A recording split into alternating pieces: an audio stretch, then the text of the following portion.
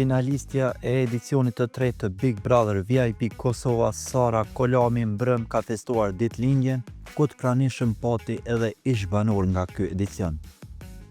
Në pamjet e publikuara duket se të gjithë të pranishmit po e shijonin këtë festë. Me atë sa kemi parë të pranishëm në këtë festë madhështore ishin edhe këngëtarja Rovena Stefa, producentja Olta Mohameti, opinionisti Milajm Zeka, ish burri Drenusha Latifit Atilla e plot të tjerë.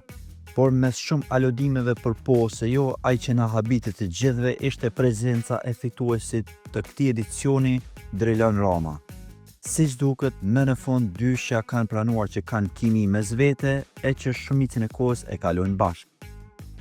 Ende nuk kanë dalë publikisht për të dhënë ndonjë detaj më shumë rreth marrëdhënies së tyre, por që sigurisht fancat po e presin me padurim. E jo gjithçka shkoi mirë në datëlindjen e Bukuroshës. Një sherr duket se ka plasur më pas, ku ish bashkëbanori i Sarës në shtëpinë më të madhe në Kosovë, Vullnet Krasniqi e ka fshirë këtë të fundit nga Instagrami.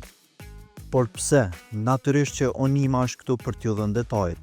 Krejt ky sherr plasi pasi që brenda kremtës së Sarës, postierëve u pan edhe Rovena e Atilla.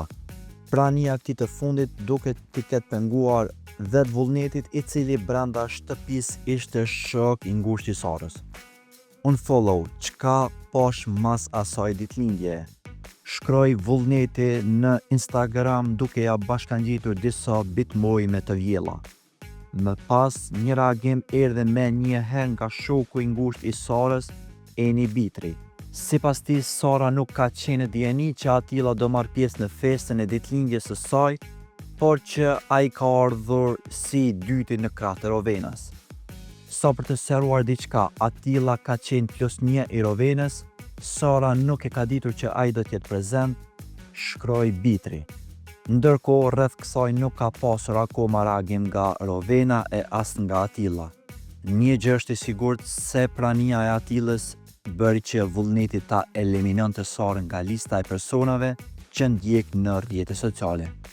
E ne i urojmë Sarës mbarësi në të ardhmen.